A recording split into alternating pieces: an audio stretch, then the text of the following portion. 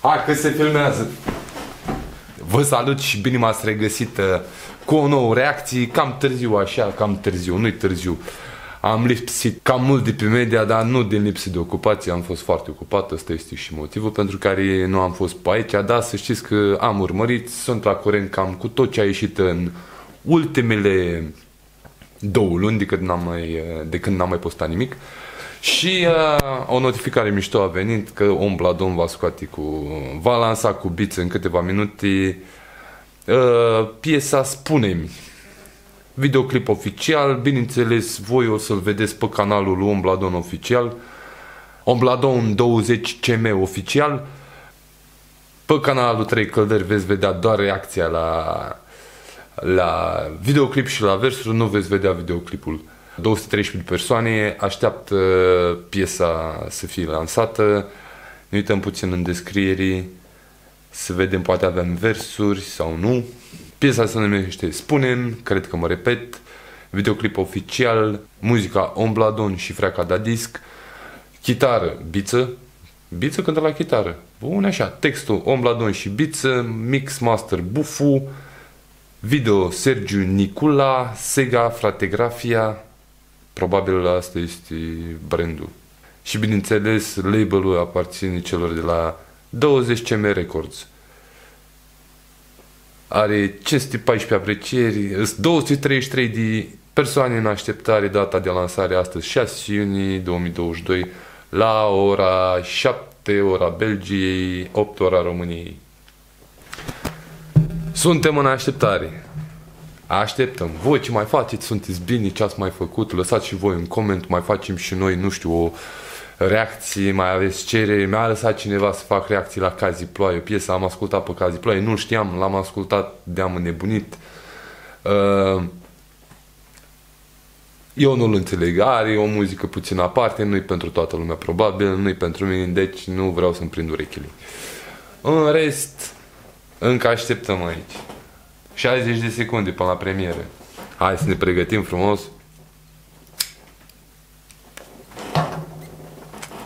Bine, urmărind și alte premiere, după astea 60 de secunde vine o scărțeală de aia, ceva gen când s-a terminat programul la TVR1 pe vremea lui Nea Nicu. Și mai are o scărțeală de aia de parcă încărcam jocuri pe casete, știți? Casetofoanele alea rusești și jocurile erau pe casete înainte și jucam pe tastatură branșată la televizor sau mai târziu au apărut monitoarele alea care aveau spatele atâta, nu LED-uri ce avem acum și alte minunății. Ce vremuri au fost odată, bă, băiatule. Premiera va începe imediat. Teoretic totul este în regulă aici. Ar trebui să mă aud cât de cât bine și mă aud, sper să nu fie prea mult ecou. Ăsta nu-l dau mai aproape sau îl dau mai aproape. Volumul în căști e pe aici. Așteptăm, boss, premiera, așteptăm. Va începe imediat, ora 19. Așteptăm că avem timp. Noroc cu Ombladon și Biță că m-au scos din ale mele și să mai iau o pauză, să mai fac și eu ce-mi place, că muncă, bagă bine, nu prea. Hai să-i dăm puțină blană.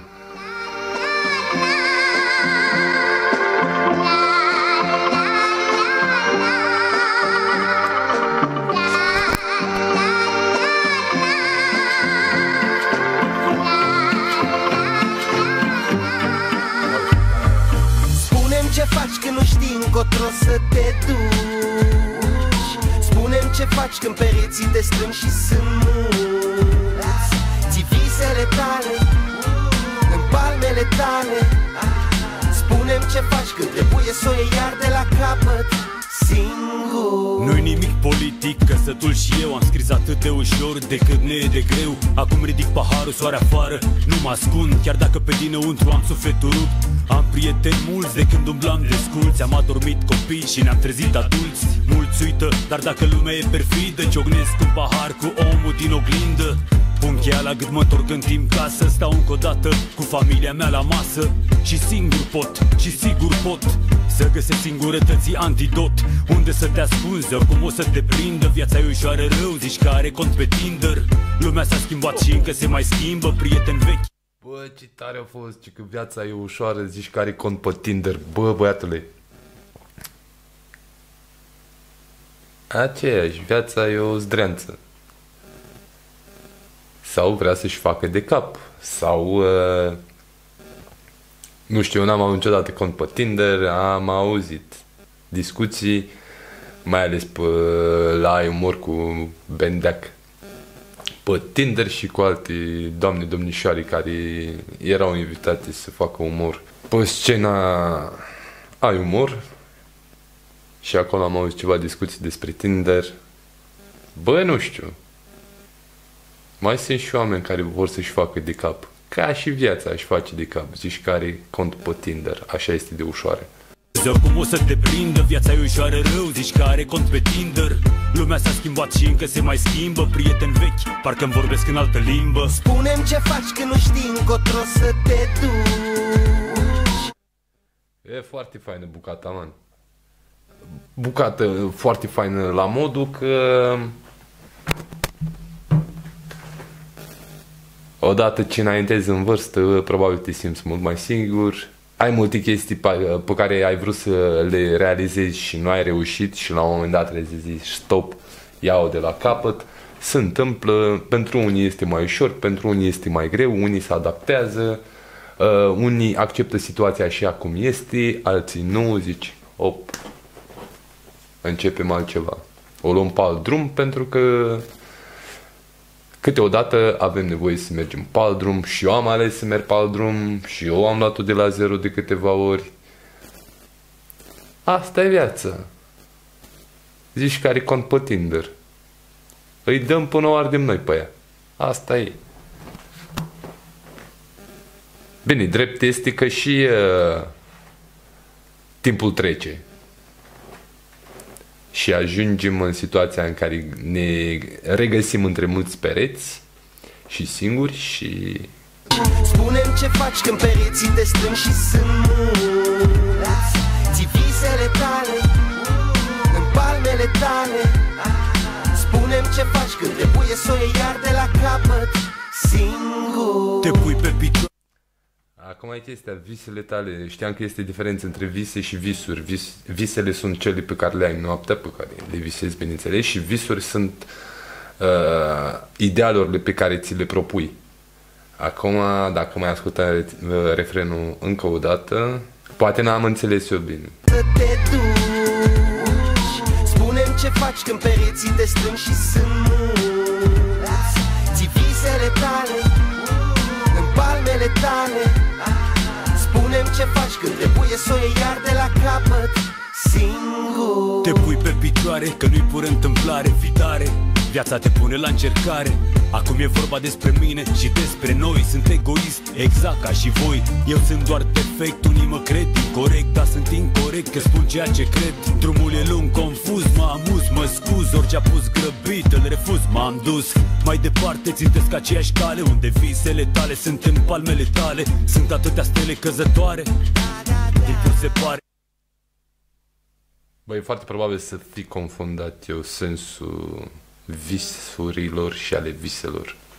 Încearcă să ne separe și dacă ți se pare pură nebunie, eu tot am să-mi iau o felie de Românie. Sunt mulți care-ți vor binele, ce ironie, așa e în viață, cui plac eu. Am pierdut mult. De la capăt singur. Te pui pe picioare, că nu-i pură întâmplare, fitare. Viața te pune la încercare. Acum e vorba despre mine și despre noi. Sunt egoist, exact ca și voi. Eu sunt doar defect, unii mă cred incorect, dar sunt incorect că spun ceea ce cred. Drumul e lung, confuz, mă amuz, mă scuz. Orice a pus grăbit, îl refuz, m-am dus mai departe, țintesc aceeași cale, unde visele tale sunt în palmele tale. Sunt atâtea stele căzătoare, timpul se pare, încearcă să ne separe. Și dacă ți se pare pură nebunie, eu tot am să-mi iau o felie de Românie. Sunt mulți care-ți vor binele, ce ironie, așa e în viață, cui plac eu nu-mi place mie. Spune-mi ce faci când nu știi încotro să te... Așa e în viață, cui plac eu nu-mi place mie. Mișto. Și am să-mi iau o bucată, o felie de Românie. Bă, o felie de Românie și chiar mare o are, dacă te uiți la câte abonați are omul, 300 și ceva de mii, parcă, 373 de K de abonați, man. Are o felie bunicică de Românie, e groasă. Asta privind masele. Masa de oameni care îl ascultă și îl apreciază pentru ceea ce face. Dar presupun că vrea și partea fizică a României, o bucată de pământ. Succes. Dacă despre asta vorbește. Spune-mi ce faci când pereții te strâng și sunt mulți. Ții visele tale în palmele tale. Spune-mi ce faci când trebuie să o iei iar de la capăt singur. Spune-mi ce faci când nu te mai vrea nimeni și rămâi singur cu tine. Rămâi tu singur cu tine. Spune-mi ce faci când nu te mai vrea nimeni. Spune-mi ce faci când nu te mai vrea nimeni și rămâi singur cu tine. Rămâi tu singur cu tine. Spune-mi ce faci când nu te mai vrea nimeni. Spune-mi ce faci când nu știi încotro să te duci. Spune-mi ce faci când pereții te strâng și sunt mulți. Ții visele tale în palmele tale. Faci când trebuie să 20 cm. Ok. Primă concluzie, bă, mâncată și nu știu care joacă. 3 ani de când n-a mai scos un bladon. Bine, a mai ieșit pe Costroful pe aici pe acolo, pe bucata lui Chelu Killing the Classics, la noi în cartier. Cred că am mai scos și pe alte cu Alan și Chepa. A mai fost pe aici pe acolo, a fost activ om, nu pot să zic că nu. Acum, mă rog, poate pregătești un album. Piesa, spune-mi, sincer, încă nu i-am găsit direcția. Mă întreabă pe mine, pe tine, mă întreabă pe toată lumea, spune-mi ce faci când trebuie să o iei la capăt. O iei la capăt, frate. Când ai anumite vise și nu ți le poți îndeplini, cauți soluția să le îndeplinești, presupun, nu? Că de asta o iei de la capăt. Și să rămâi singur, să nu te mai vrea nimeni. Mă, trebuie să fii condamnat la moarte pentru o anumite chestii. Trebuie să fii prea urât de societate ca să se întâmple chestia asta, să nu te mai vrea nimeni, nu cred. Îți pierzi toți prietenii, nu-i nimic. Vezi ce s-a întâmplat, de ce, care ți-a fost vina, îți face alții noi, frate. Te muți în alt oraș, în altă țară și îți face alții noi, nu știu, nu cred că depresia sau, nu știu, sigur depresia nu este răspunsul la chestia asta și, nu știu, noi am fost educați altfel. Până și un bladon, noi am fost crescuți cu greu. Ne-au crescut ai noștri, nu statul ăsta și am învățat ce înseamnă greu, am învățat ce înseamnă și să nu stai cu părinții acasă să muncească în 3 schimburi, abia să-i vezi. Am învățat, nu știu, prea mult. Iubirea ne-a fost cumva, nu condiționată, ne-a fost cumva dată cu porția de părinți, mai ales fiind mai mulți în familie sau fiind munca de așa natură încât să nu se vadă foarte des cu noi acasă.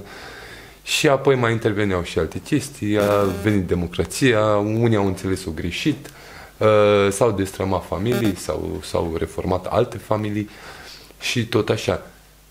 Spune-mi, eu îți spun, frate, o iau foarte ușor de la capăt, oricând, oriunde. Singur, nu-i nimic, îmi pierd prietenii, îmi fac alții noi. Să nu mă mai vrea nimeni, trebuie să fiu prea nenorocit, să nu mă mai vrea nimeni. Acum, bineînțeles că ai să lași un comentariu pe canalul oficial al lui Ombladon cu ce părere ai despre piesă, că este bombă, că este super, că e lăsați de alea cu fire și cu de alea. Am să le citesc și eu, să fiu...